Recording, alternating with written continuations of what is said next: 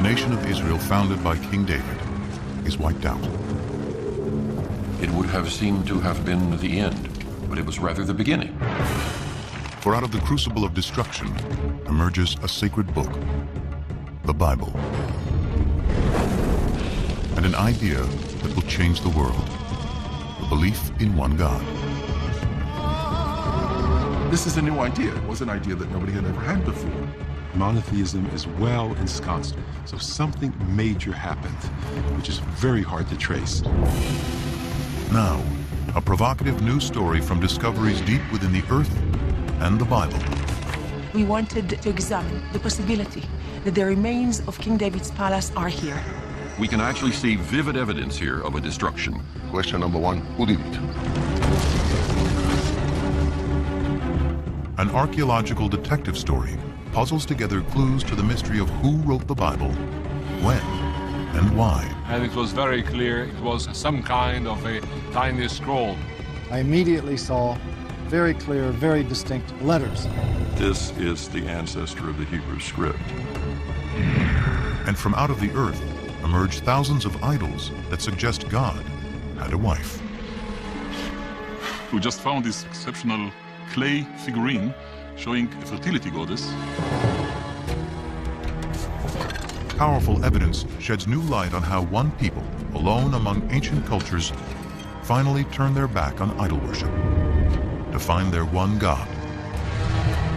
This makes the God of ancient Israel the universal God of the world that resonates with people, at least in Jewish, Christian, and Muslim tradition to this very day.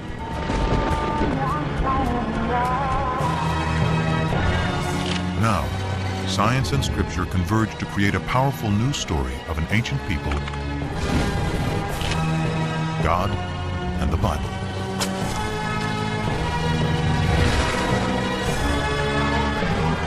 Up next on Nova, the Bible's buried secrets.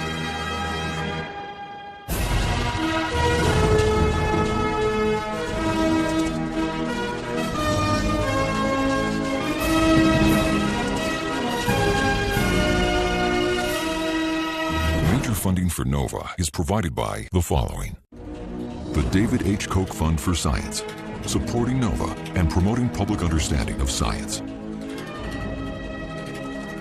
Major funding for the Bible's buried secrets is provided by the Arthur Vining Davis Foundations, the Richard and Rhoda Goldman Fund, and the Righteous Persons Foundation. Additional funding for this program is provided by the Skirball Foundation and by the Solo Art and Architecture Foundation. Major funding for NOVA is also provided by the Corporation for Public Broadcasting and by PBS viewers like you. Thank you.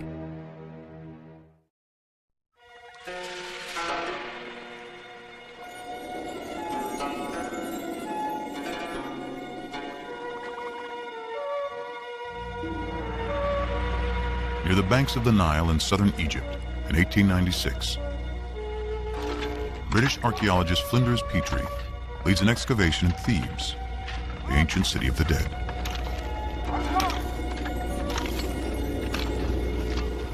Here he unearths one of the most important discoveries in biblical archaeology.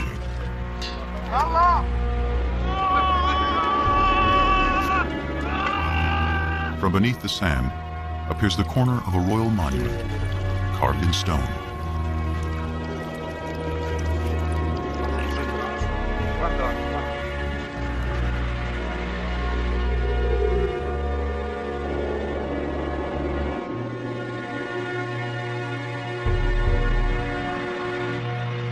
Dedicated in honor of Pharaoh Merneptah, son of Ramses the Great, it became known as the Merneptah Stela. Today, it is in the Cairo Museum. This stela is what the Egyptians would have called a triumph stela, a victory stela, commemorating victory over foreign peoples. Most of the hieroglyphic inscription celebrates Merneptah's triumph over Libya, his enemy to the west. But almost as an afterthought, he mentions his conquest of people to the east in just 2 lines. The text reads, Ashkelon has been brought captive Gezer has been taken captive. Yanoam in the North Jordan Valley has been seized. Israel has been shorn. Its seed no longer exists. History proves the Pharaoh's confident boast to be wrong. Rather than marking their annihilation, Merneptah's stela announces the entrance onto the world stage of a people named Israel.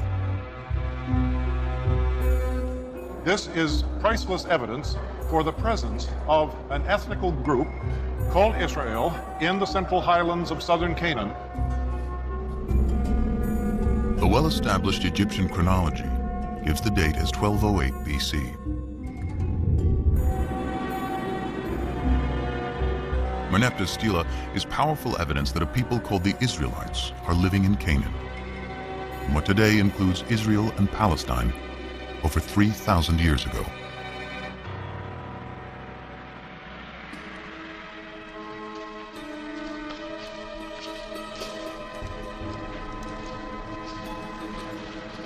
The ancient Israelites are best known through familiar stories that chronicle their history. Abraham and Isaac, Moses and the Ten Commandments, David and Goliath,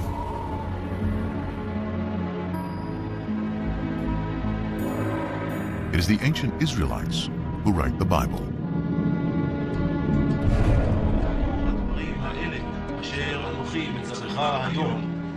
Through writing the Hebrew Bible, the beliefs of the ancient Israelites survived to become Judaism, one of the world's oldest continuously practiced religions.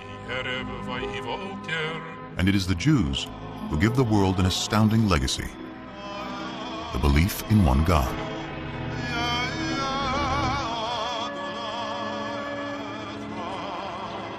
This belief will become the foundation of two other great monotheistic religions: Christianity and Islam.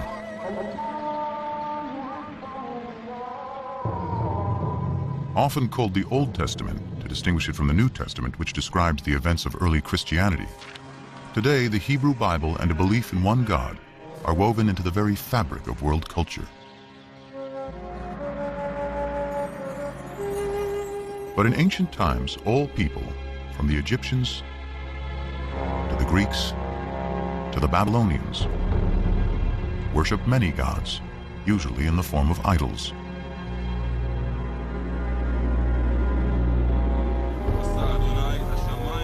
How did the Israelites, alone among ancient peoples, discover the concept of one God? How did they come up with an idea that so profoundly changed the world? Now, archaeologists and biblical scholars are arriving at a new synthesis that promises to reveal not only fresh historical insights, but a deeper meaning of what the authors of the Bible wanted to convey. They start by digging into the earth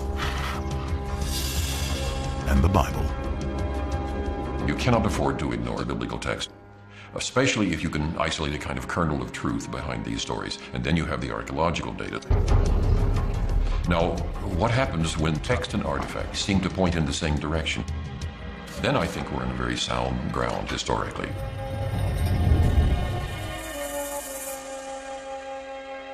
Scholars search for intersections between science and scripture. The earliest is the victory stela of the Egyptian pharaoh Merneptah from 1208 BC. Both the stela and the Bible place a people called the Israelites in the hill country of Canaan, which includes modern-day Israel and Palestine.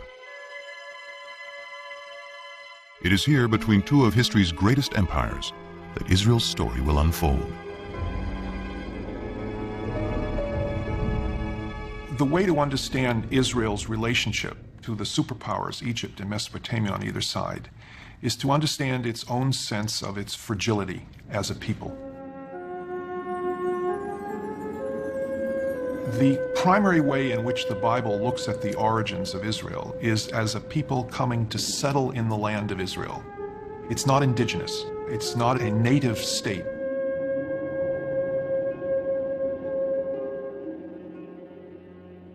The Hebrew Bible is full of stories of Israel's origins.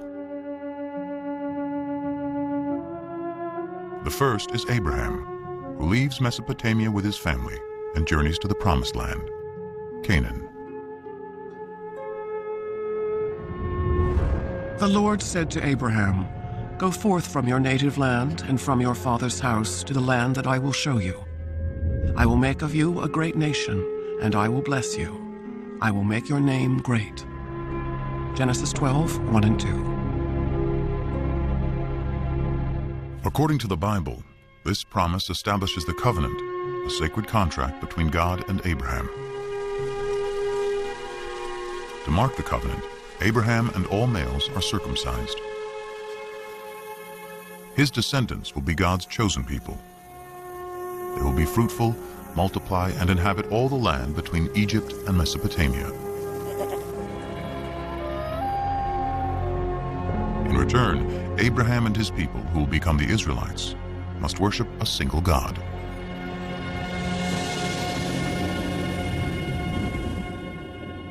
This is a new idea. It was an idea that nobody had ever had before. God, in our sense, doesn't exist before Abraham. It is hard to appreciate today how radical an idea this must have been in a world dominated by polytheism, the worship of many gods and idols. The Abraham narrative is part of the first book of the Bible, Genesis, along with Noah and the flood and Adam and Eve. Though they convey a powerful message, to date there is no archaeology or text outside of the Bible to corroborate them.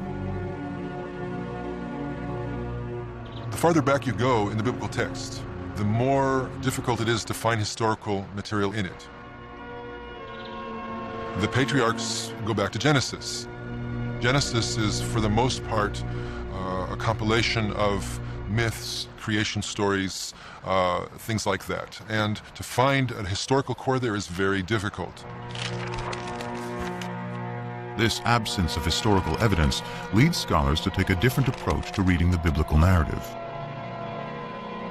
They look beyond our modern notion of fact or fiction to ask why the Bible was written in the first place.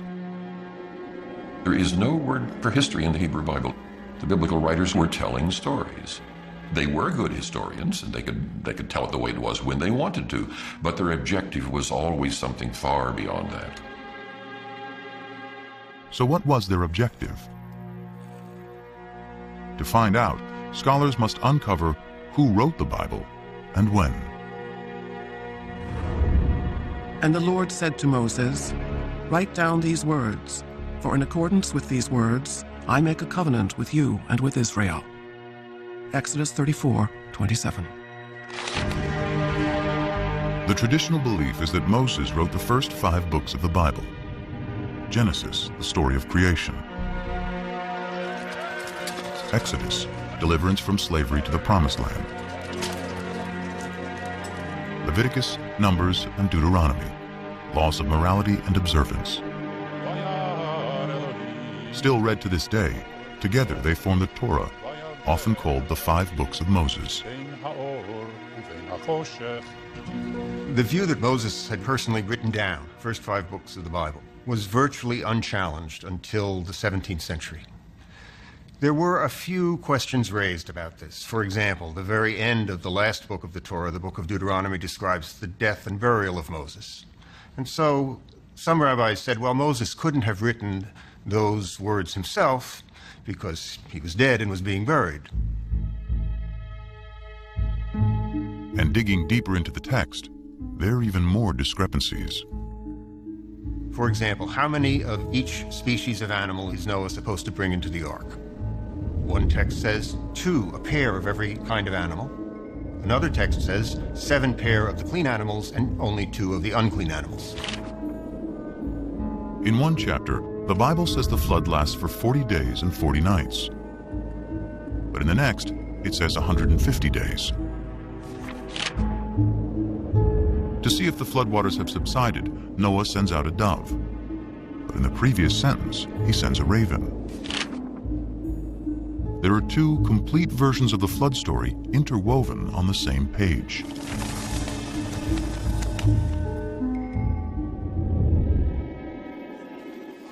Many similar discrepancies throughout its pages suggest that the Bible has more than one writer. In fact, within the first 5 books of the Bible, scholars have identified the hand of at least 4 different groups of scribes, writing over several hundred years. This theory is called the documentary hypothesis. One way of thinking about it is as a kind of anthology that was made over the course of many centuries by different people, adding to it, subtracting from it, and so forth. But when did the process of writing the Bible begin?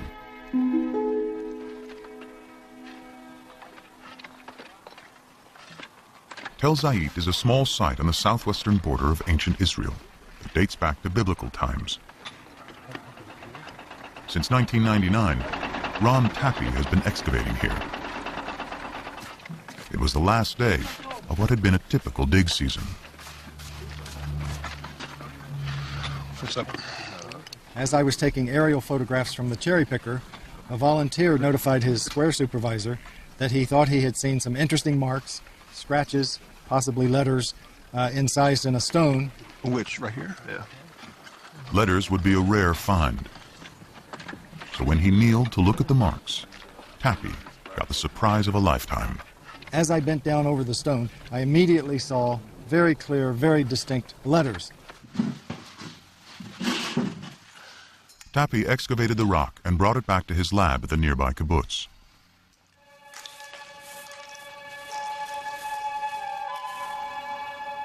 It was only then that he realized he had more than a simple inscription.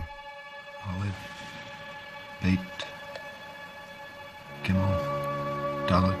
I realized that this inscription represented an abecedery, that is to say, not a text narrative, but the letters of the Semitic alphabet written out in their correct order. Nun, and then Pei and Ayin are difficult to read, but they're out here. This ancient script is an early form of the Hebrew alphabet. What was found was not a random scratching of 2 or 3 letters. It was the full alphabet. Everything about it says that this is the ancestor of the Hebrew script.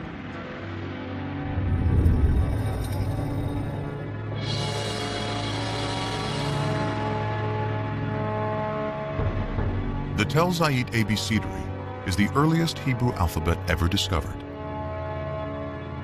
It dates to about 1000 BC, making it possible that writing the Hebrew Bible could have already started by this time.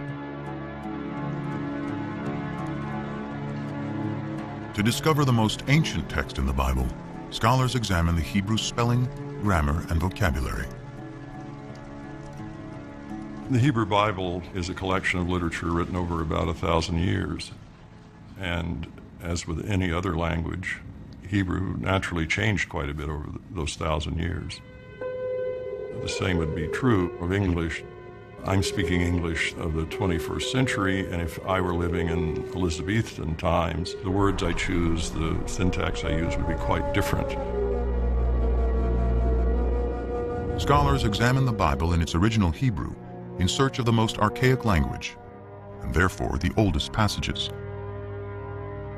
They find it in Exodus, the second book of the Bible. Pharaoh's chariots and his army he cast into the sea. His picked officers are drowned in the Red Sea. Exodus 15:4.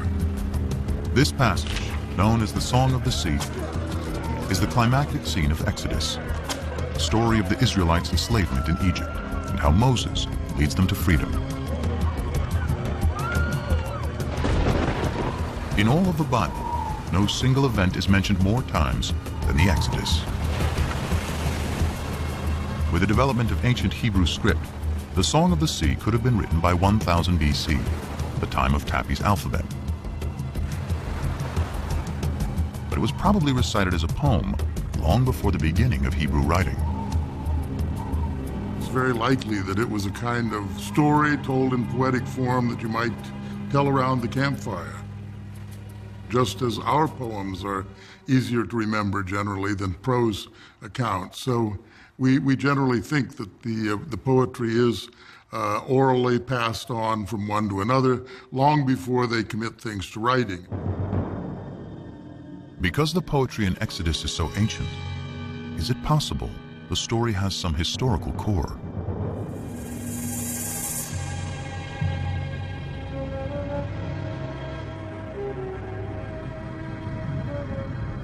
Here in the eastern Nile Delta of Egypt, in a surreal landscape of fallen monuments and tumbled masonry, archaeologists have uncovered a lost city.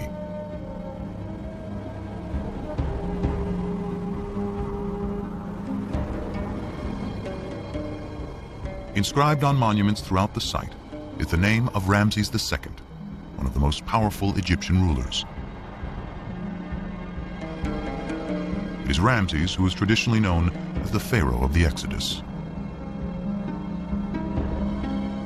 Ancient Egyptian texts call the city Piramesi, or House of Ramses, a name that resonates with the biblical story of Exodus. The only specific item mentioned in the Exodus story that we can probably connect with non-biblical material is the cities that the Hebrews were ordered to build, and they are named Pithom and Ramses. Scholars agree that the biblical city Ramses is the ancient Egyptian city Piramesi. Its ruins are here in present-day Tanis. Most of the Egyptologists identified Piramesi, the Ramses town, with Tanis, because here you have an abundance of Ramesside monuments. This convergence between archaeology and the Bible provides a time frame for the Exodus. It could not have happened before Ramses became king around 1275 BC. And it could not have happened after 1208 BC, when the stela of Pharaoh Merneptah, Ramses II's son, specifically locates the Israelites in Canaan.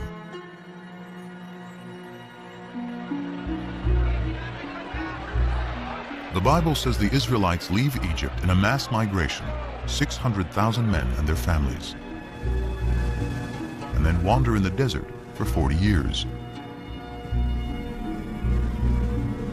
But even assuming the Bible is exaggerating, in 100 years of searching, archaeologists have not yet found evidence of migration that can be linked to the Exodus. No excavated site gives us any information about the route of the wandering through the wilderness. An exodus is simply not attested anywhere. Any historical or archaeological confirmation of the Exodus remains elusive. Yet scholars have discovered that all four groups of biblical writers contributed to some part of the Exodus story.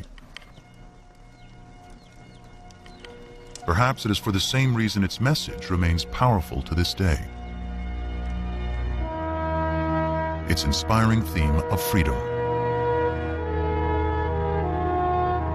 Freedom is a compelling notion, and that is one of the ways that we can understand the story of the Exodus, from being controlled by others to controlling oneself. The idea of a change from domination to autonomy, that these are very powerful ideas that resonate in the human spirit, and the Exodus gives narrative reality to those ideas.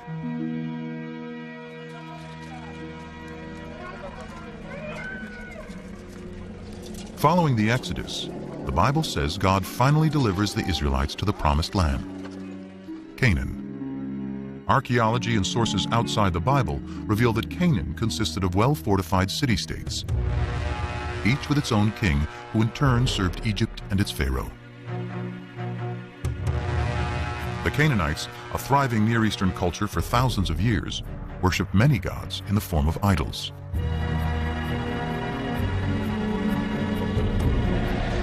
The Bible describes how a new leader, Joshua, takes the Israelites into Canaan in a blitzkrieg military campaign. So the people shouted, and the trumpets were blown. As soon as the people heard the sound of the trumpets, they raised a great shout, and the wall fell down flat. Joshua 6:20. But what does archaeology say? In the 1930s, British archaeologist John Garstang excavated at Jericho, the first Canaanite city in Joshua's campaign. Garstang uncovered dramatic evidence of destruction and declared he had found the very walls that Joshua had brought tumbling down.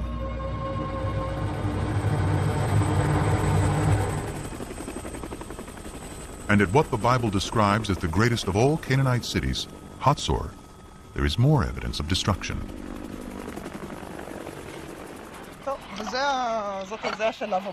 Today, Hatzor is being excavated by one of the leading Israeli archaeologists, Amnon Ben-Tor, and his protege and co-director, Sharon Zuckerman. I'm walking through a passage between two of the rooms of the Canaanite palace of the kings of Hatzor. Signs of the destruction you can still see almost everywhere. You can see the dark stones here, and most important, you can see how they cracked into 1,000,000 pieces. It takes tremendous heat to cause such damage. The fire here was, how shall I say, the mother of all fire. Among the ashes, Ben-Tor discovered a desecrated statue, most likely the king or patron god of Hatzor. Its head and hands are cut off, apparently by the city's conquerors. This marked the end of Canaanite Hatzor. Question number one, who did it?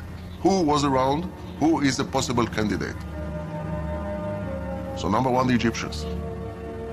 They don't mention having done anything at Hatzor. In any of the inscriptions of the time, we don't see Hatzor.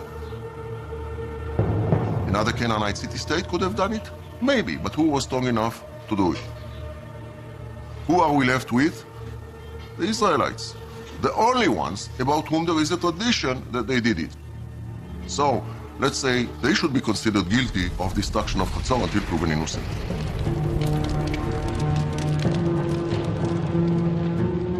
And there's another Canaanite city-state that Joshua and his army of Israelites are credited with laying waste. It's called Ai, and has been discovered in what is now the Palestinian territory of the West Bank. Here, archaeologist Hani Nur el-Din and his team are finding evidence of a rich Canaanite culture. The village first appears and developed to a city, and then there was a kind of fortification surrounding this settlement.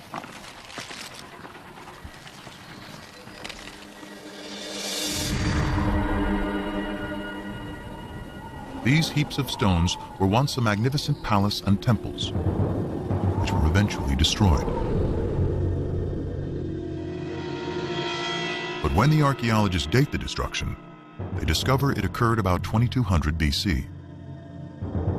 They date the destruction of Jericho to 1500 BC, and Hatzor's to about 1250 BC. Clearly, these city-states were not destroyed at the same time. They range over nearly 1,000 years. In fact, of the 31 sites the Bible says that Joshua conquered, few showed any signs of war. There was no evidence of armed conflict in most of these sites. At the same time, it was discovered that most of the large Canaanite towns that were supposed to have been destroyed by these Israelites were either not destroyed at all or destroyed by others. A single sweeping military invasion led by Joshua cannot account for how the Israelites arrived in Canaan.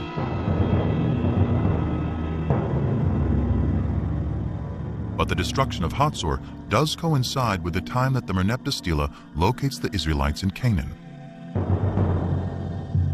So who destroyed Hatzor?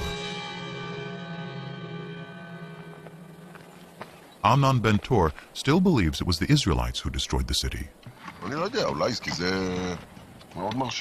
But his co-director, Sharon Zuckerman, has a different idea. The final destruction itself consisted of the mutilation of statues of kings and gods. It did not consist of signs of war or of any kind of fighting. We don't see weapons in the street like we see in other sites that were destroyed by foreigners. So if there was no invasion, what happened? Bobby, just be careful about the stones there, okay? Excavations reveal that Hatzor had a lower city of commoners, serfs and slaves, and an upper city with a king and wealthy elites. Zuckerman finds within the grand palaces of elite Hatzor areas of disrepair and abandonment. To archaeologists, signs of a culture in decline and rebellion from within.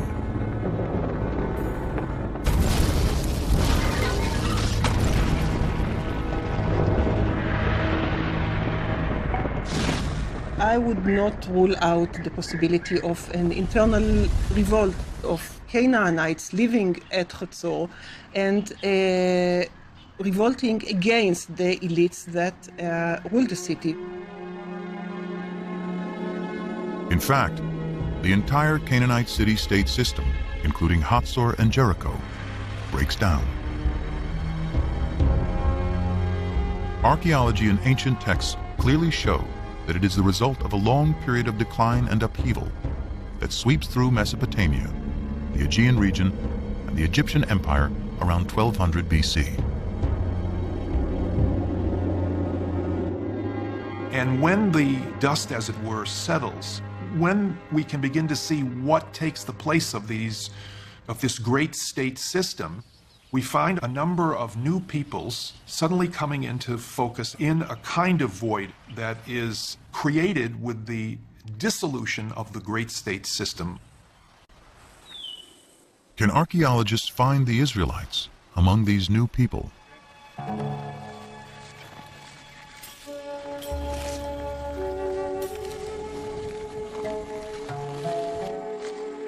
In the 1970s, archaeologists started wide-ranging surveys throughout the central hill country of Canaan.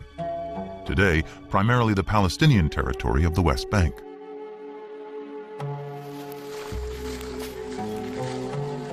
I was teaching at that time. We used to take students and go twice a week to the highlands.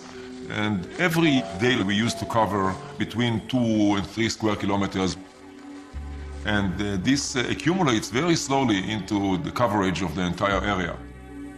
Israel Finkelstein and teams of archaeologists walked out grids over large areas, collecting every fragment of ancient pottery lying on the surface.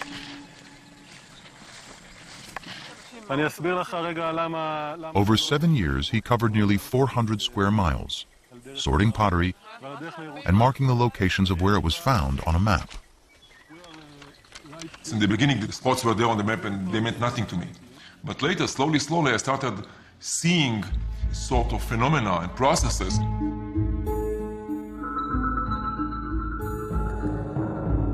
By dating the pottery, Finkelstein discovered that before 1200 BC, there were approximately 25 settlements.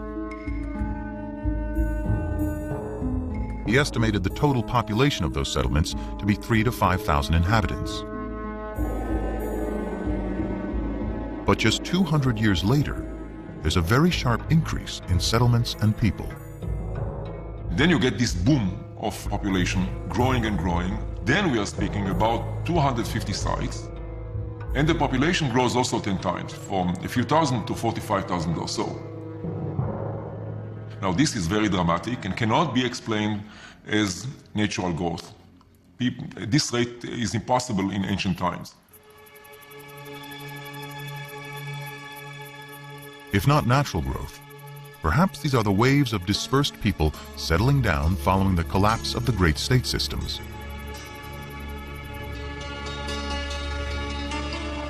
Then, more evidence of a new culture is discovered. A new type of simple dwelling never seen before. And it's in the exact location where both the Merneptah Stela and the Bible place the Israelites. The sites in which this type of house appears throughout the country, this is where Israelites lived. And they are sometimes even called the Israelite house, the Israelite-type house. The people who lived in those villages seem to be arranged more or less in a kind of an egalitarian society because there are no major architectural installations. if you look at the finds are relatively poor. Pottery is more or less mundane. I don't want to offend the early settlers or the early Israelites. Very little art. Curiously, the mundane pottery found at these new Israelite villages is very similar to the everyday pottery found at the older Canaanite cities like Hatzor. In fact, the Israelite house is practically the only thing that is different.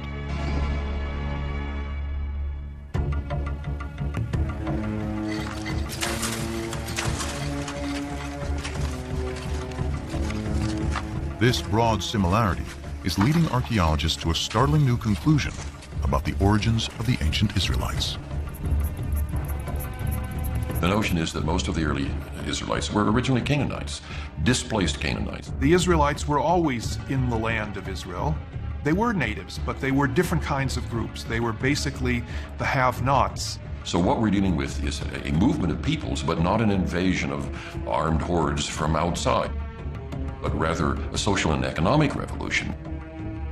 Ancient texts describe how the Egyptian rulers and their Canaanite vassal kings burdened the lower classes of Canaan with taxes and even slavery. A radical new theory based on archaeology suggests what happens next. As that oppressive social system declines, families and tribes of serfs, slaves, and common Canaanites seize the opportunity. In search of a better way of life, they abandon the old city-states and head for the hills. Free from the oppression of their past, they eventually emerge in a new place as a new people. The Israelites. In the text, you have a story of the Israelites coming from outside and then besieging the Canaanite cities, destroying them, and then becoming a nation in the land of Canaan. 7 shells from the Middle Bronze Age. Whereas archaeology tells us something which is the opposite. The Late Bronze Age. According to archaeology, the rise of early Israel is an outcome of the collapse of Canaanite society, not the reason for that collapse. Archaeology reveals that the Israelites were themselves originally Canaanites.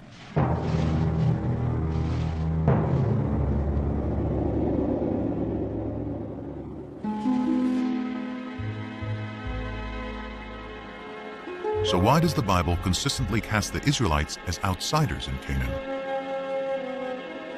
Abraham's wanderings from Mesopotamia,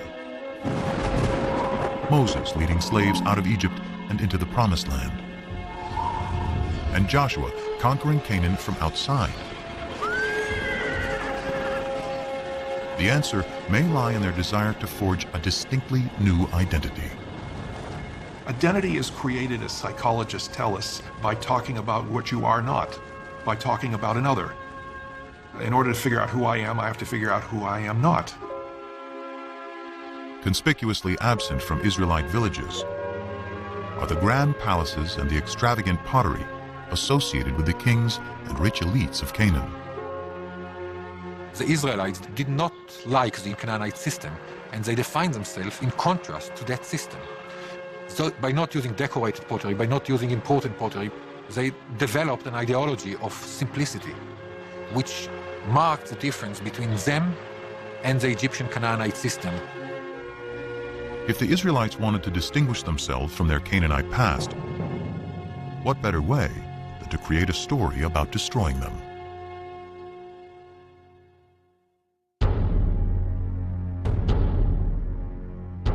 But the stories of Abraham, Exodus, and the conquest serve another purpose.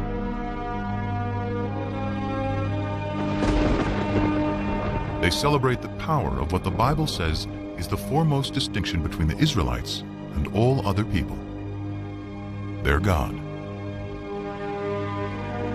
In later Judaism, the name of God is considered so sacred it is never to be spoken. We don't know exactly what it means. We don't know how it was pronounced, but it seems to have been the personal name of the God of Israel. So his title, in a sense, was God, and his name was these 4 letters, which in English would be YHWH, which we think were probably pronounced something like Yahweh. But Yahweh only appears in the Hebrew Bible. His name is nowhere to be found in Canaanite texts or stories. So where do the Israelites find their God?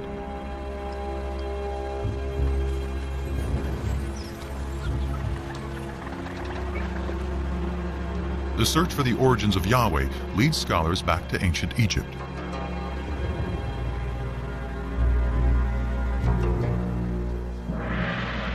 Here in the royal city of Karnak, for over 1,000 years, pharaohs celebrated their power with statues, obelisks, and carved murals on temple walls. Here on the north wall of the Karnak, we have scenes depicting the victories in battle of Seti I, the father of Ramses the Great. Seti here commemorates one of his greatest victories over the Shasu. The Shasu were a people who lived in the deserts of southern Canaan, now Jordan and northern Saudi Arabia, at around the same time as the Israelites emerged.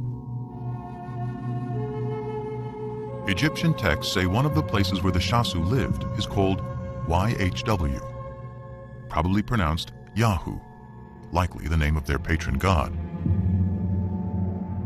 That name Yahu is strangely similar to Yahweh, the name of the Israelite god.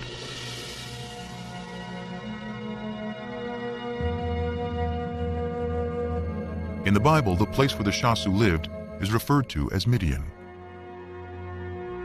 It is here, before the Exodus, the Bible tells us Moses first encounters Yahweh in the form of a burning bush. Come no closer. Remove the sandals from your feet, for the place on which you are standing is holy ground. God also said to Moses, Thus you shall say to the Israelites, Yahweh, the God of your ancestors, has sent me to you. This is my name forever, and this my title for all generations. Exodus 3, 5 and 15.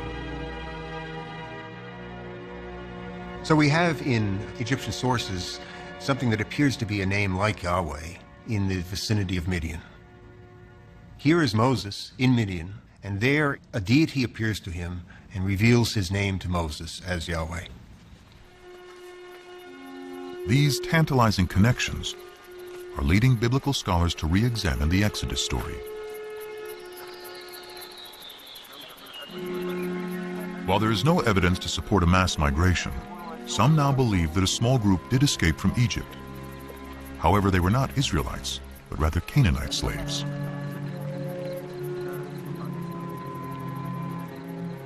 On their journey back to Canaan, they pass through Midian, where they are inspired by stories of the Shasu's god, Yahu. There was probably a group of people who fled from Egypt and had some divine experience.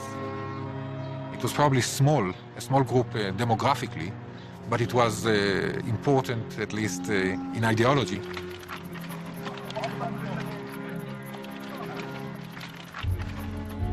They find their way to the central hill country, where they encounter the tribes who had fled the Canaanite city-states.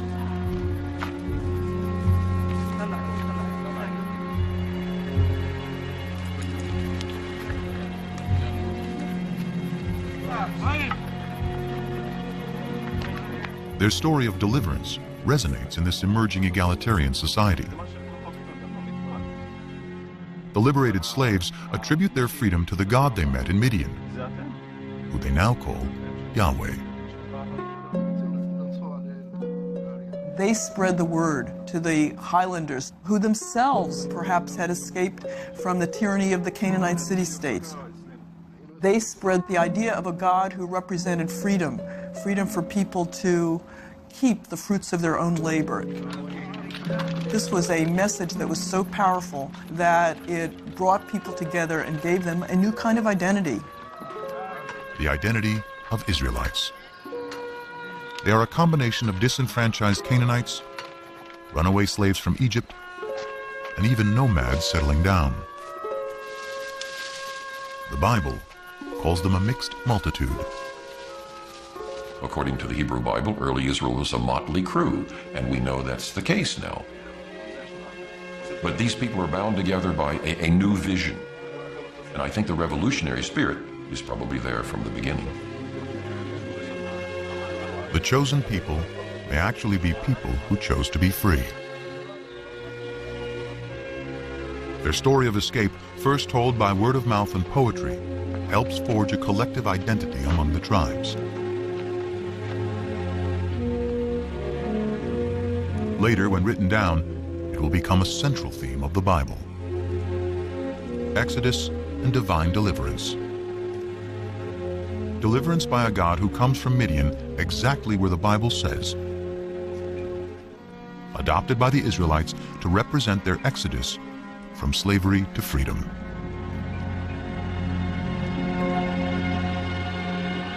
So is this the birth of monotheism? The common understanding of what differentiated the ancient Israelites from their neighbors was that their neighbors worshipped many different gods and goddesses, and the Israelites worshipped only the one true God. But that is not the case.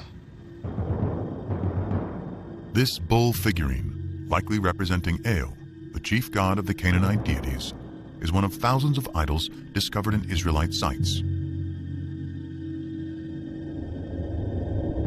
The Israelites frequently worshipped other gods.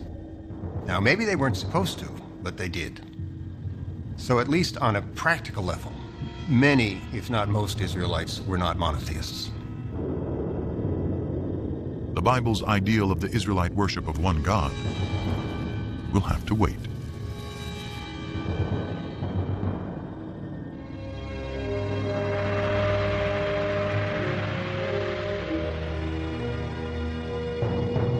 About 2 centuries pass after the Merneptah Stela places the Israelites in Canaan. Families grow into tribes. Their population increases. Then, about 1000 BC, one of the Bible's larger-than-life figures emerges to unite the 12 tribes of Israel against a powerful new enemy. David put his hand into the bag. He took out a stone and slung it. It struck the Philistine in the forehead. The stone sank into his forehead, and he fell down on the ground. 1 Samuel 17:49. The Bible celebrates David as a shepherd boy who vanquishes the giant Goliath. A lover who lusts after forbidden fruits. And a poet who composes lyric psalms still recited today. Of all the names in the Hebrew Bible, none appears more than David. Scriptures say David creates a kingdom that stretches from Egypt to Mesopotamia. He makes Jerusalem his royal capital, and in a new covenant, Yahweh promises that he and his descendants will rule forever. David's son Solomon builds the temple where Yahweh, now the national God of Israel, will dwell for eternity.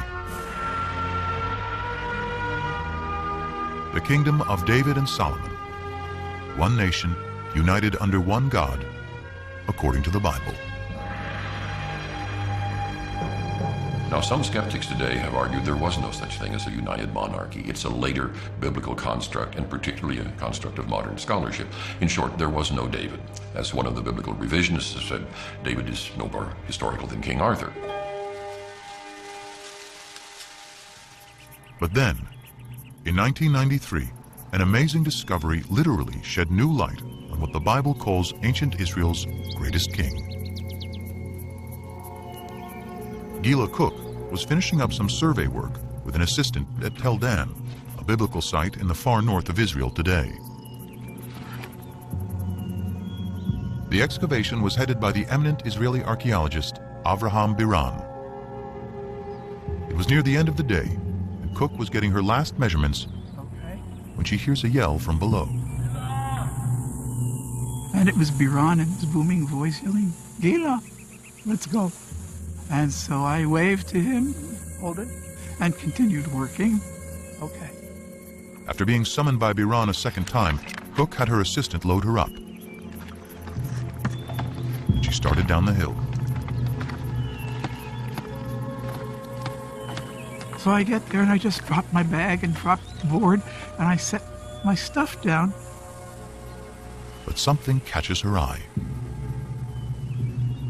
A stone with what appeared to be random scratches, but was actually an ancient inscription. This time, she yelled for Biran. And he looks at it and he looks at me and he says, "Oh my God." Cook had found a fragment of a victory stela written in Aramaic, an ancient language very similar to Hebrew. Dedicated by the king of Damascus or one of his generals, it celebrates the conquest of Israel, boasting, "I slew mighty kings who harnessed thousands of chariots and thousands of horsemen. I killed the king of the house of David."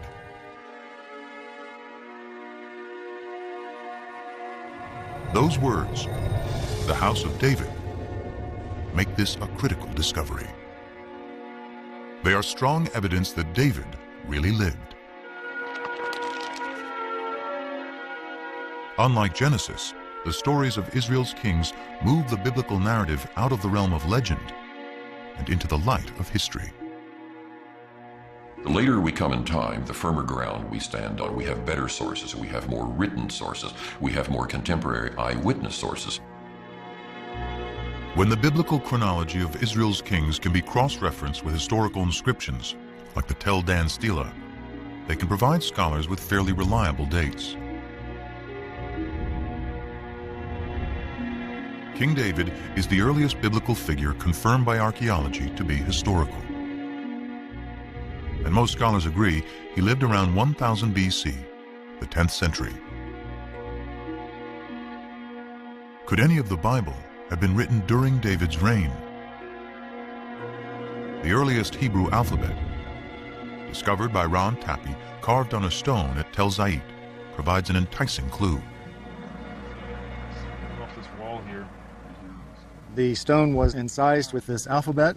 The stone was then used to build the wall, and the structure itself suffered massive destruction by fire sometime near the end of the 10th century BCE. The find is even more significant because Tel Zait was a biblical backwater on the fringes of David's kingdom. Surely if there was a scribe that could write this alphabet that far away, way out in the boondocks at the extreme western boundary of the kingdom, surely if there was a scribe that could do that out there, there were scribes, much more sophisticated scribes back in the capital. Could these scribes have been in the court of King David and his son Solomon? Could they have been the earliest biblical writers? In the 18th century, German scholars uncovered a clue to who wrote the Bible, hidden in two different names for God. According to one account, Abraham knew God by his intimate personal name, conventionally pronounced Yahweh. Passages with the name Yahweh, which in German is spelled with a J, scholars refer to as J. But according to other accounts, Abraham knew God simply by the most common Hebrew word for God, which is Elohim. So the two different writers became known as E for Elohim and J for Yahweh. Most likely based on poetry and songs passed down for generations, they both write a version of Israel's distant past. The stories of Abraham in the Promised Land, Moses and the Exodus. The earliest of these sources is the one that is known as J, which many scholars dated to the 10th century BC, the time of David and Solomon. And because the backdrop for J's version of events is the area around Jerusalem, it's likely he lived there, perhaps in the royal courts of David and Solomon.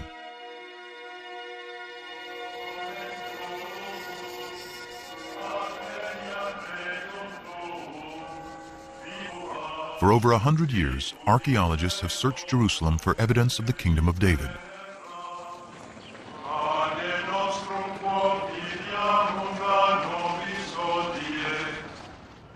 But excavating here is contentious, because Jerusalem, is sacred to today's three monotheistic religions. For Christians, Jesus comes in his final week to worship at the Jerusalem temple. He's crucified, he's buried, he's resurrected in the city of Jerusalem.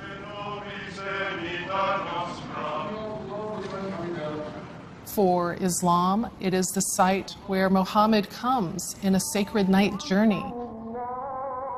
And today, the Dome of the Rock marks that spot. In Judaism, the stories of the Hebrew Bible of Solomon, of David, of the temples of Jerusalem, all of these take place, of course, in Jerusalem. So Jerusalem is a symbol of sacred space today, important for all three traditions. Despite the difficulties, Israeli archaeologist Eilat Mazar went digging in the most ancient part of Jerusalem, today called the City of David. We started the excavations here because we wanted to check and to examine the possibility that the remains of King David's palace are here. But because this area has been fought over, destroyed, and rebuilt over thousands of years, it was a long shot that any biblical remains would survive.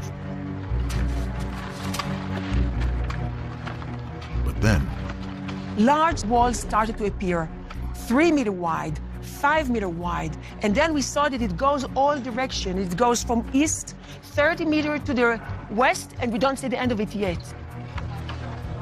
such huge walls can only be part of a massive building. And Mazar believes her excavations to date represent only 20% of its total size.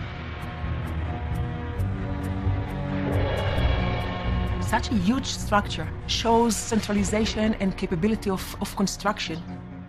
It can be only royal structure. This huge complex may be evidence of a kingdom. But is it David's kingdom? For these walls to be David's palace, it would have to date to his lifetime, around 1000 BC.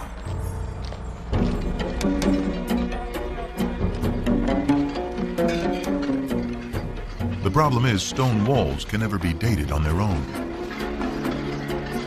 Biblical archaeologists date ruins based on the pottery they find associated with those ruins.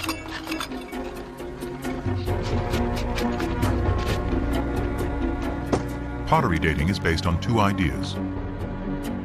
Pottery styles evolve uniformly over time. And the further down you dig, the further back in time you go. If pottery style A comes from the lowest stratum, then it is earlier than pottery style B that comes from the stratum above it.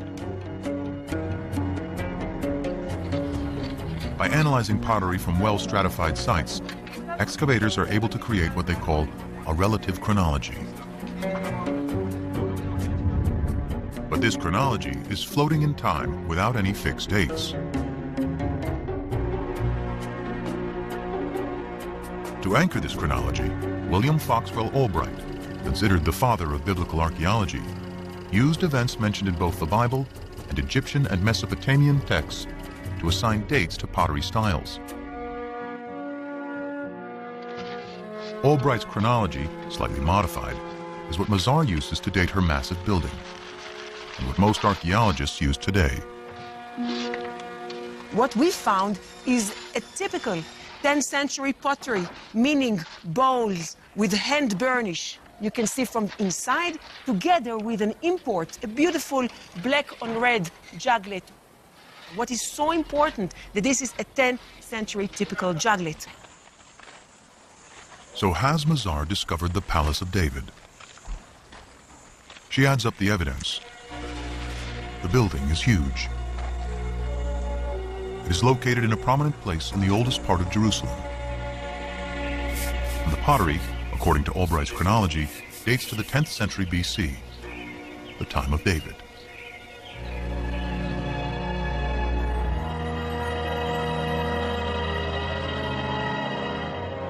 Mazar believes she has indeed found the Palace of David.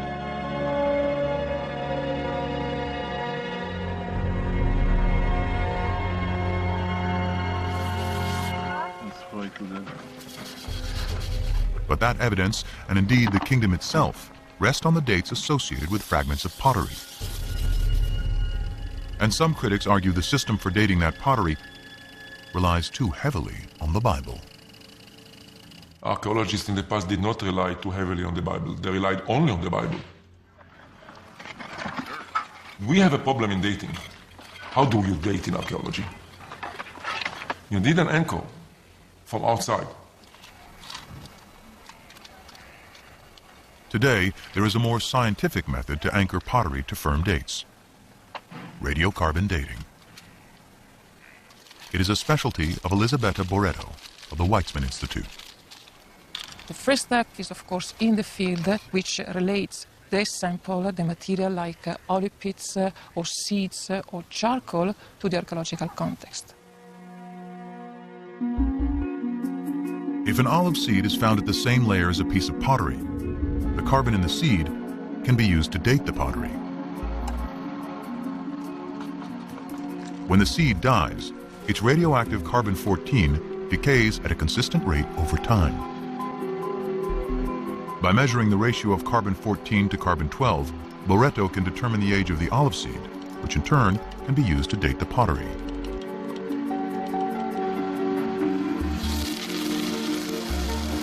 Boretto has meticulously collected and analyzed hundreds of samples from over 20 sites throughout Israel. Her carbon samples date the pottery that Albright and most archaeologists associate with the time of David and Solomon to around 75 years later.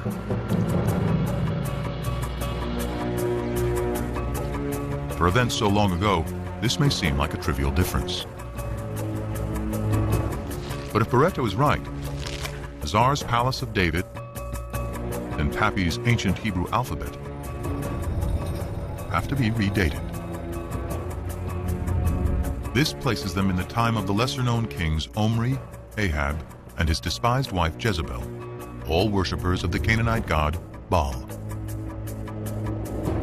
With no writing or monumental building, suddenly the kingdom of David and Solomon is far less glorious than the Bible describes.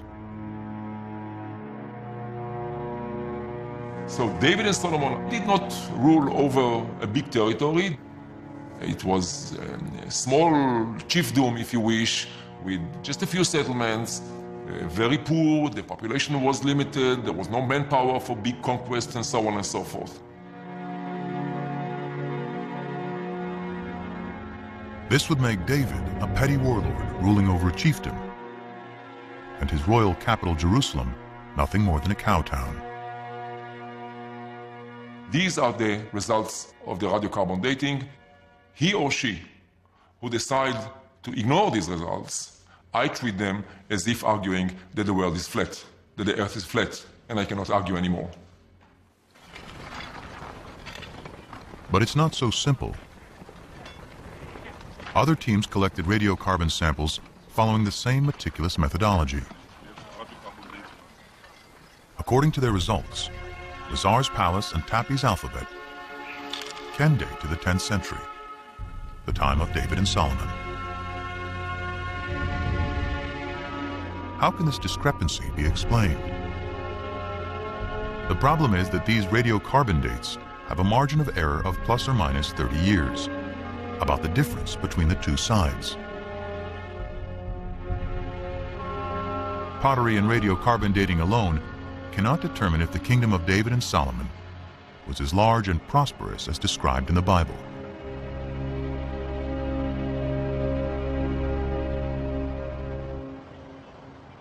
Fortunately, the Bible offers clues of other places to dig for evidence of this kingdom.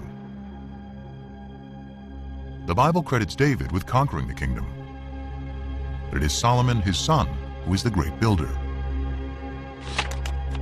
This was the purpose of the forced labor which Solomon imposed. It was to build the house of Yahweh and the wall of Jerusalem, Hatzor, Megiddo, and Gezer. 1 Kings 9:15.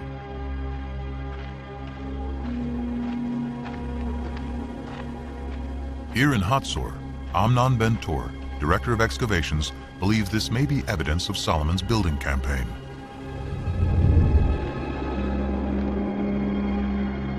Archaeologists call it a six-chambered gate, a massive entryway fortified with towers and guardrooms.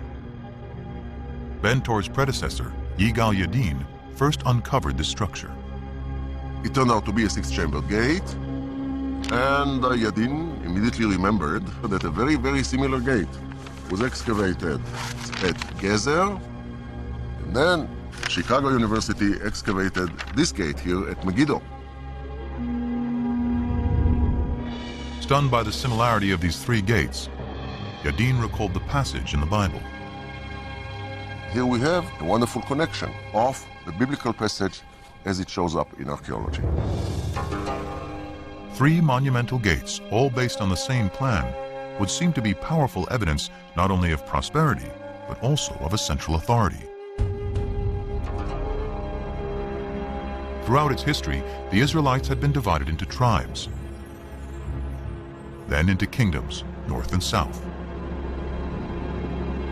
The locations of these strikingly similar gates in both regions suggest a single governing authority throughout the land.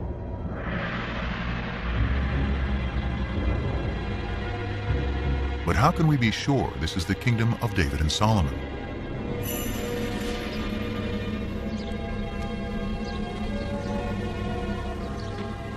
The answer, once again, lies in Egypt. The head-smiting scene which you see on this wall commemorates a military campaign conducted by Pharaoh Shishak, or Sheshonq, the founder of Dynasty 22 in Egypt.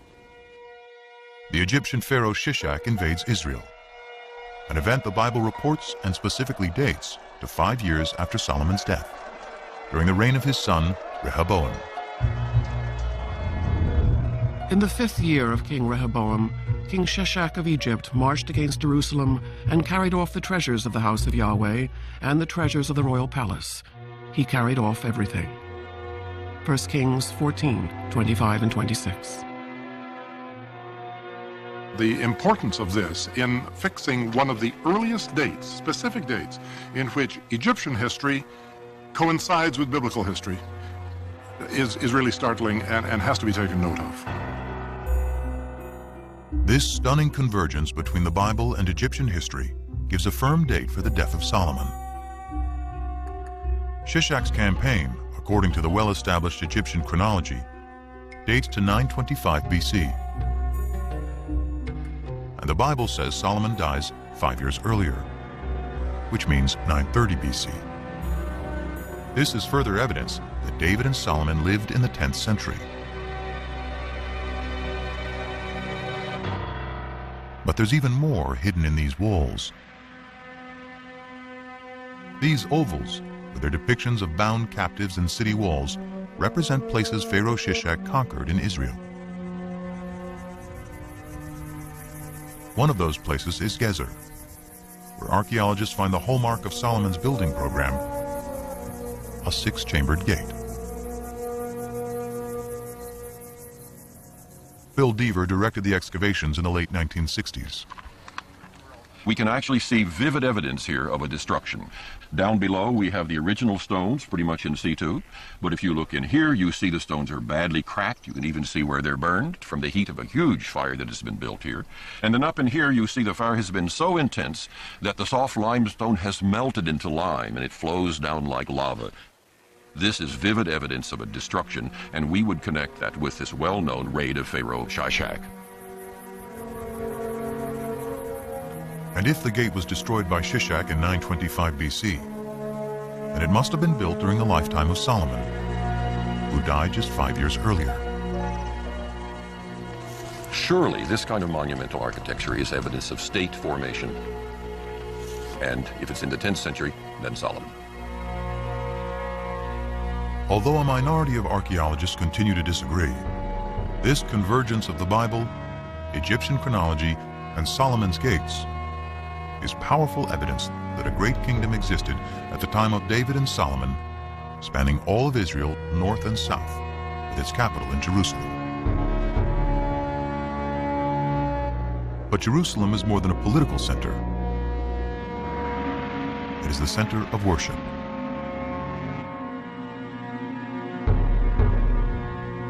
The magic of Jerusalem is the magic of the temple. one temple for the one God. The result is that Jerusalem and the temple emerge as powerful symbols not just of the oneness of God, but also of the oneness of the Jewish people. The worship of the ancient Israelites bears little resemblance to Judaism today. It centered around the temple, built by David's son Solomon, and seen as Yahweh's earthly dwelling. To understand how the ancient Israelites worshiped their God, scholars must discover what the temple looked like and how it functioned. But although archaeologists know where its remains should be, it is impossible to dig there. It lies under the third holiest site in Islam, which includes the Dome of the Rock.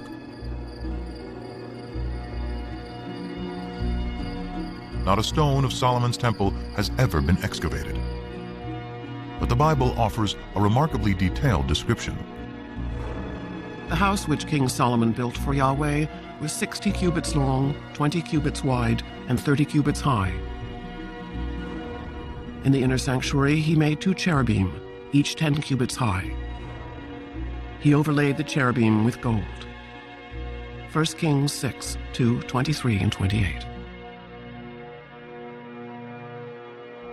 The Bible's description suggests a floor plan for Solomon's temple, and it is strikingly similar to temples built by neighboring peoples who worship many gods. The closest in appearance is a temple hundreds of miles to the north of Jerusalem at Ain Dara in modern-day Syria. They have similar dimensions and the same basic floor plan. Guarding both temples are sphinxes, or cherubim as the Bible calls them. Unique to the temple at Ain Dara are the enormous footprints of the God who lived here. They mark his progress as he strode to his throne in the innermost sanctuary. If we take the details that we find of Solomon's temple in the Book of Kings and compare it with the Ain Dara temple, we can piece together a fairly good picture, I think, of what this temple might have looked like in the age of Solomon.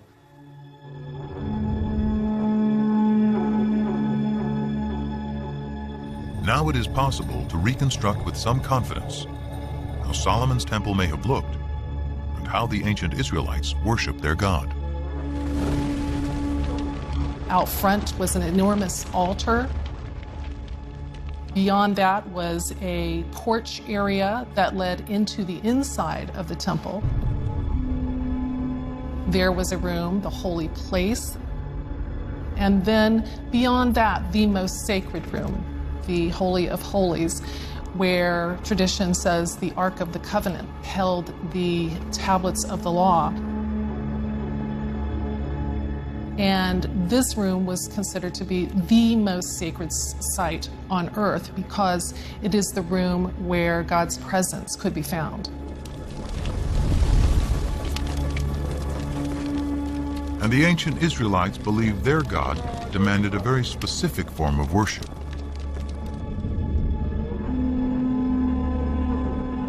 Evidence of this survives today on Mount Gerizim in Palestine.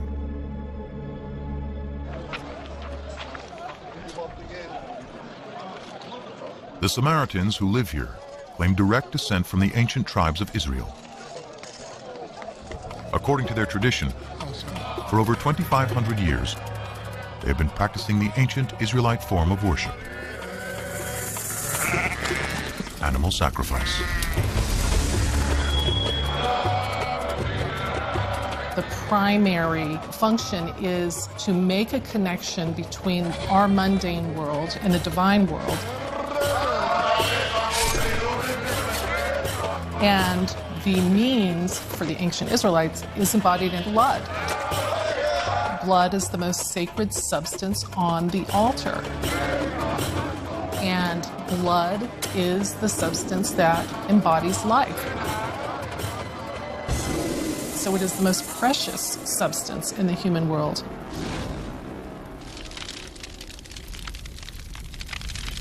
But while the priests were offering sacrifice to Yahweh in the temple, many Israelites were not as loyal.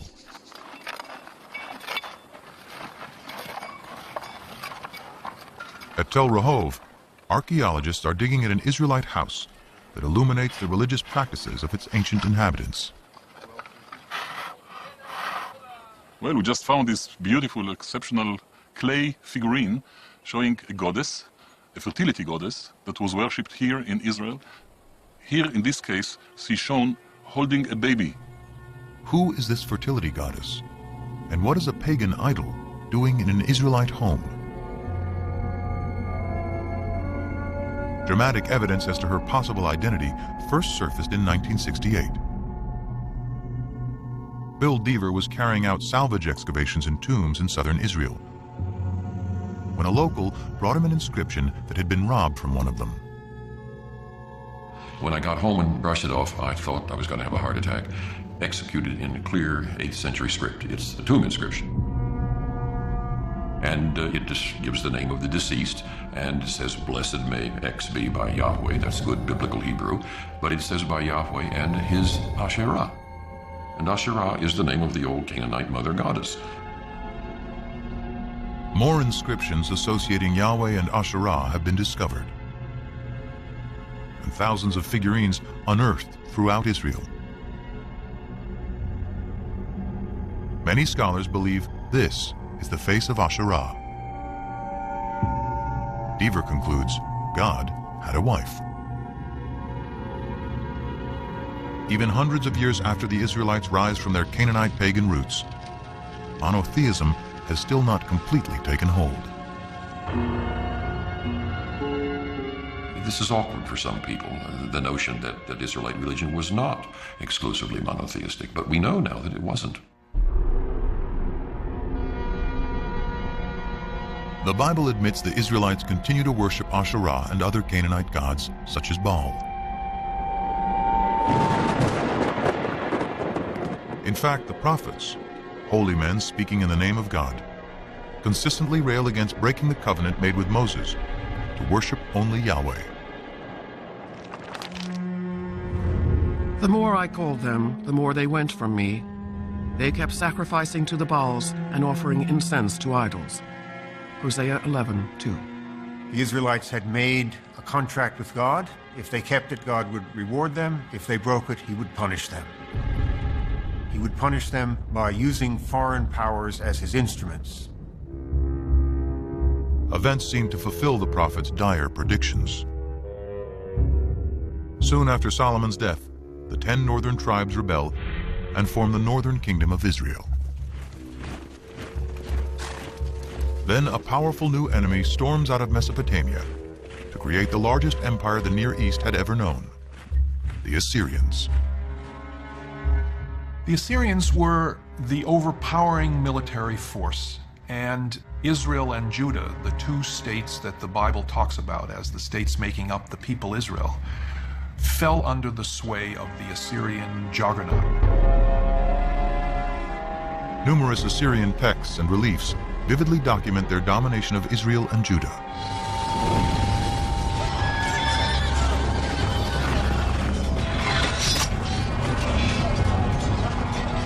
In 722 BC, the Assyrian army crushes the northern kingdom.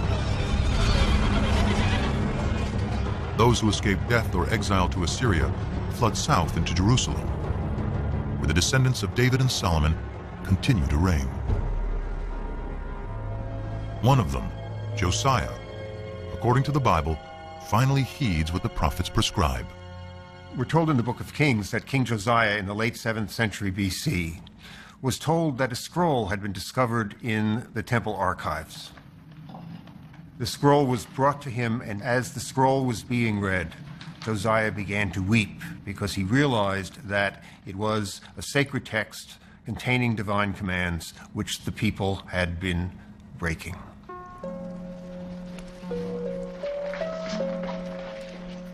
Scholars believe that the lost scroll is part of the 5th book of the Torah, Deuteronomy, a detailed code of laws and observance. It inspires another group of scribes in the 7th century BC, whom scholars call the D-Writers.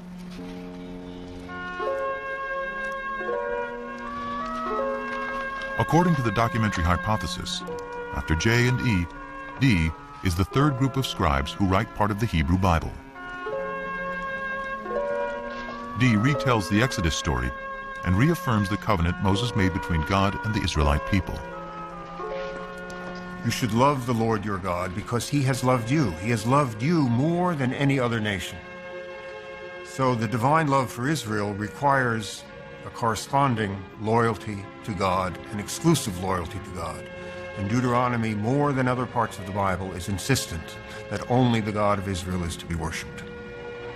To enforce the covenant, Josiah orders that idols and altars to all other deities be destroyed.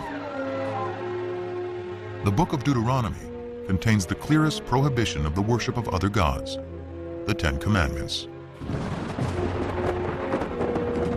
I am Yahweh, your God. You shall have no other gods before me. You shall not make for yourself an idol. You shall not bow down to them or worship them. Deuteronomy 5, 6-9. The Ten Commandments appears in two books of the Bible, in Deuteronomy and in Exodus. It is not only a contract with Yahweh, it is also a code of conduct between people. The revelation of the Ten Commandments is an ethical revelation. And that's where the idea of justice comes in, because that's the most important thing about the way in which we treat one another. We will not kill him, we will not steal from him, and we will not lie about him. We will abide by the commandments. The commandments, as God himself repeatedly says through the later prophets, are already written on the hearts of human beings. By associating the belief in one God with moral behavior, the Ten Commandments establishes a code of morality and justice for all, the ideal of Western civilization. Despite Josiah's reforms, the ancient Israelites continued to worship other gods. Their acceptance of one God and the triumph of monotheism begins with a series of events vividly attested through archaeology, ancient texts, and the Bible.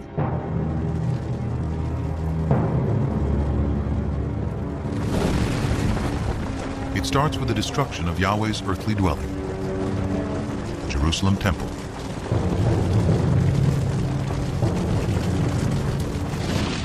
In 586 BC, after defeating the Assyrians, a new Mesopotamian empire invades Israel. The Babylonians ransack the temple and systematically burn the sacred city.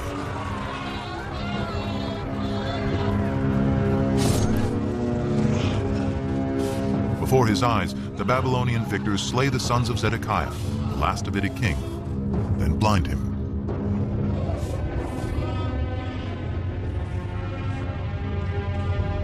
The covenant, the promise made by Yahweh to his chosen people and to David, that his dynasty would rule eternally in Jerusalem, is broken. After 400 years, Israel is wiped out. The destruction of Jerusalem created one of the most significant theological crises in the history of the Jewish people.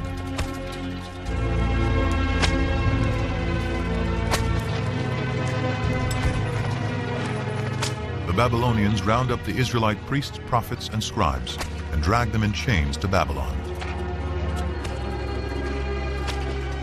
Babylonian records confirm the presence of Israelites, including the king, in exile. In every age of disbelief, one is inclined to think God is dead. And surely those who survived the fall of Jerusalem must have thought so. After all, how could God allow his temple, his house, the sign, visible sign of his presence among his people, to be destroyed? Without temple, king, or land, how can the Israelites survive? Their journey begins with the ancient scrolls, which some scholars speculate were rescued from the flames of the destruction. Among the exiles from Jerusalem to Babylon were priests from the temple. And they seem to have brought with them their sacred documents, their sacred traditions.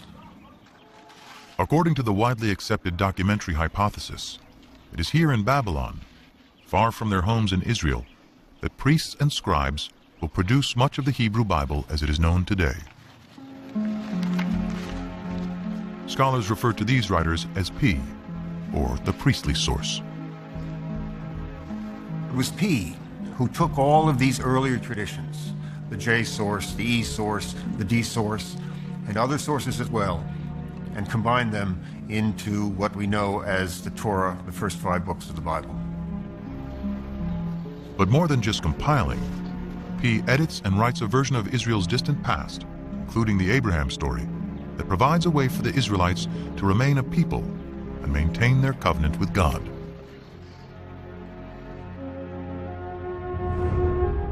You shall circumcise the flesh of your foreskins, and it shall be a sign of the covenant between me and you. Genesis 17:11. When Genesis 17 attributes a covenantal value to circumcision, it is not really talking about Abraham. It is really talking about the exiles of the 6th century BCE, who, far from their native home, were desperately trying to find a way to reaffirm their difference. Therefore, they began to look at circumcision as not simply another practice, but rather as the marker of the covenant, and they attributed this view back to Abraham. To the exiles, the Babylonians are the new Canaanites, the idol-worshipping, uncircumcised peoples from whom they must remain apart.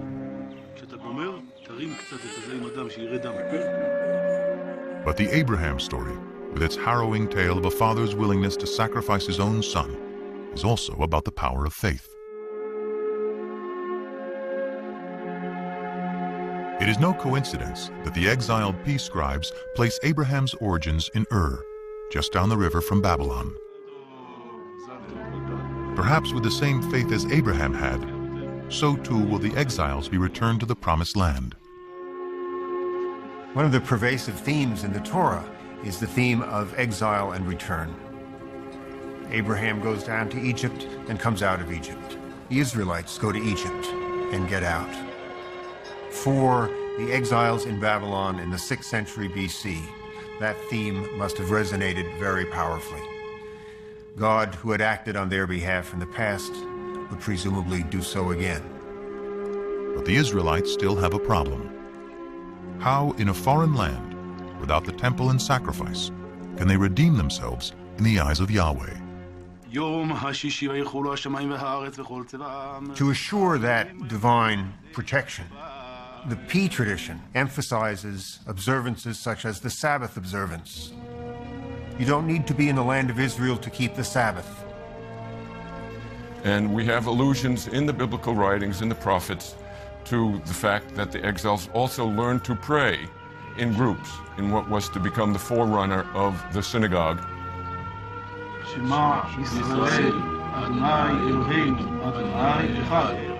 It is during this period, through the exile, that the exiles realized that even far away from their homeland, without a temple, without the priesthood, without kings, they're still able to worship God, be loyal to God, and to follow God's commandments. This is the foundation of Judaism. The experience of the exile transforms ancient Israelite cult into a modern religion. By compiling the stories of their past, originally written by the scribes J, E, and D, the Exodus from slavery to freedom, Moses and the Ten Commandments, Abraham's journey to the Promised Land, P creates what we know today as the first 5 books of the Bible.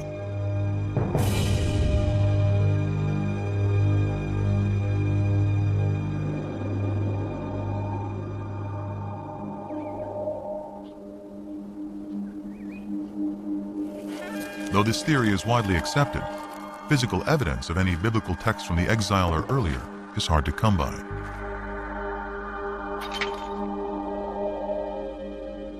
The most celebrated surviving biblical texts are the Dead Sea Scrolls.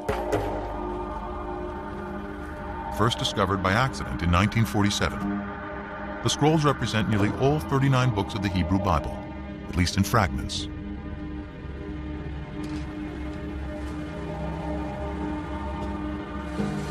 They survived because they were deposited in the perfect environment for preservation: the hot, dry desert.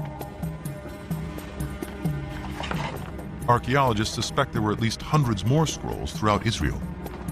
But because they were written on papyrus or animal skins, they have long since decomposed. Even though the earliest of the Dead Sea Scrolls date to the 3rd and 2nd centuries BC, that doesn't mean that they're the first copies or examples of this work that were ever written. It means that they already stand in a line of tradition that had been established by the time the scrolls were written. Still, the earliest of the Dead Sea Scrolls dates to at least 300 years after the Babylonian exile. In the absence of proof of earlier text, some scholars claim the entire Bible is pious fiction, and even doubt whether Israel and the Israelites ever existed. For many of the revisionists, these extreme skeptics, there was no ancient Israel. Israel is an intellectual construct. In other words, these people were not rethinking their past, they were inventing their past. They had no past. So the Bible is a myth, a foundation myth told to legitimate a people who had no legitimacy. The legitimacy of the Israelite past hinges on finding a piece of evidence to prove the ancient origins of the Bible.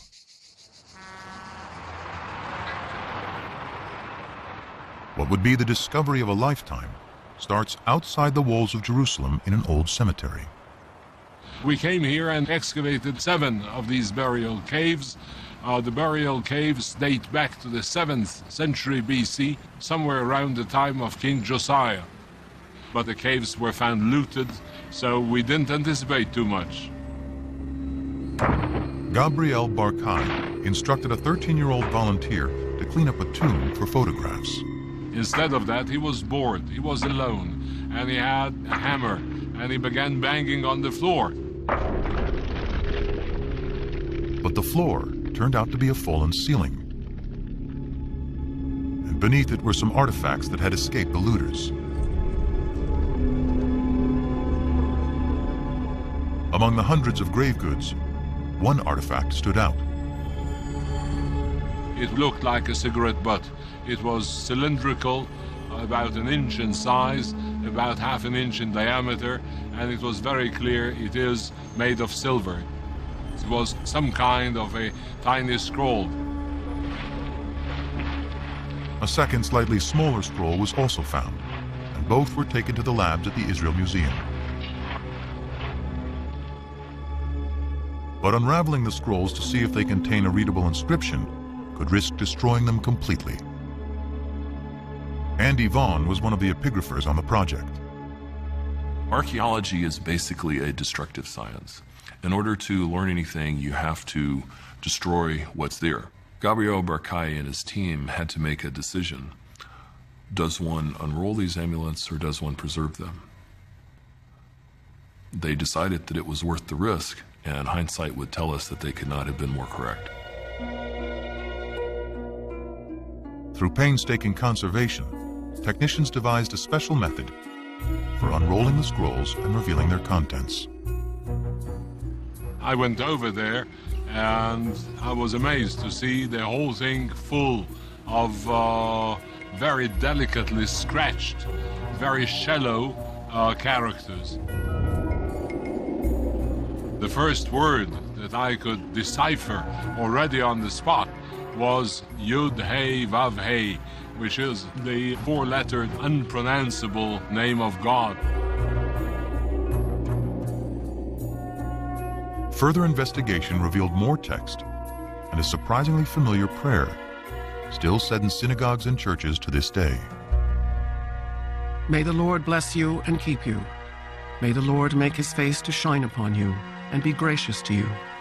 May the Lord lift up his countenance upon you and give you peace. Numbers 6, 24 through 26.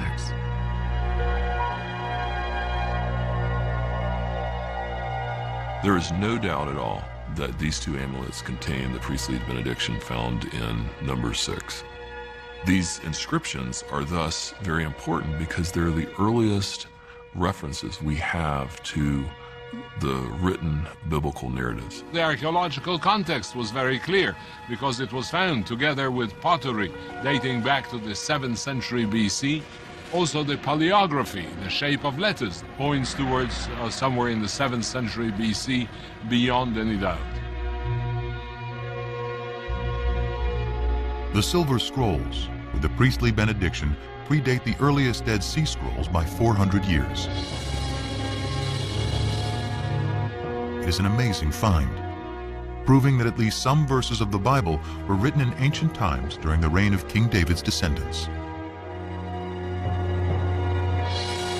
By giving us text from before the Babylonian exile, the Silver Scrolls confirm that the Hebrew Bible is created from poetry, oral traditions, and prayers that go back to the time of Josiah's D-Writer, and likely beyond to writers E and J.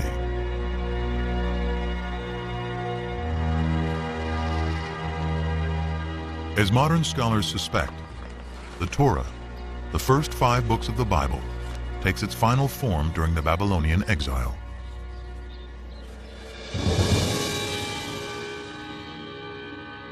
But dwarfed by the mighty temples and giant statues of Babylonian gods, the Israelites must also confront the fundamental question: why did their God, Yahweh, forsake them?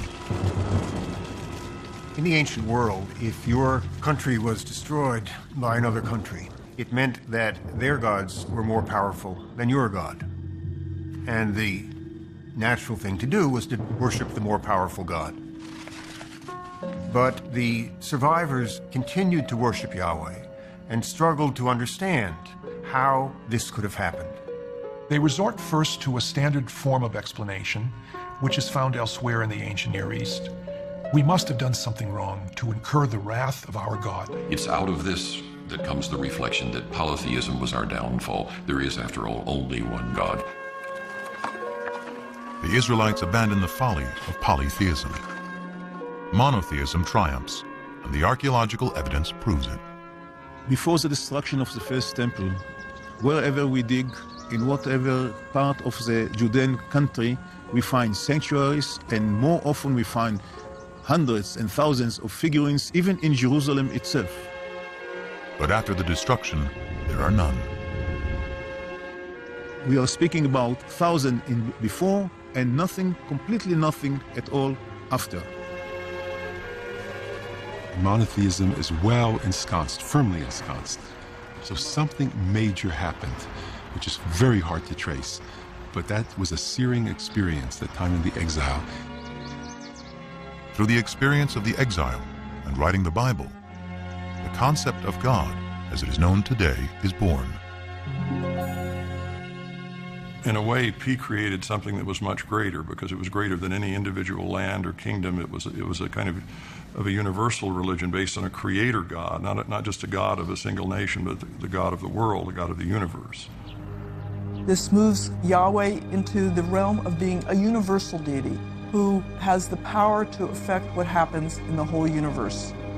This makes the God of ancient Israel the universal God of the world that resonates with people, at least in Jewish, Christian, and Muslim tradition to this very day.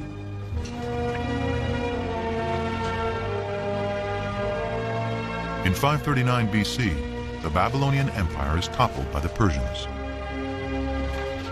As written in the Bible, Yahweh, in his new role as the one invisible God, orchestrates a new exodus.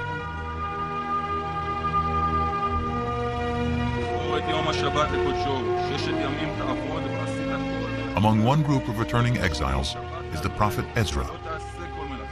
Back in Jerusalem, he gives a public reading of the newly written Torah to re-establish the covenant. All the people gathered together. They told the scribe Ezra to bring the book of the law of Moses, which the Lord had given to Israel. He read from it from early morning until midday, and the ears of all the people were attentive to the book of the law. Nehemiah 8, 1-3. To me, it's one of the most moving moments in the whole Bible. Ezra returns with the Bible in his hands, so we have the feeling that the process begun in the exile is finally finished, and Ezra has a copy. The scrolls that chronicle the Israelites' relationship with their God is now the Hebrew Bible, the Old Testament, a sacred text for over 3 billion people. Through its writing, an ancient cult becomes a modern religion. And the Israelite deity Yahweh transforms into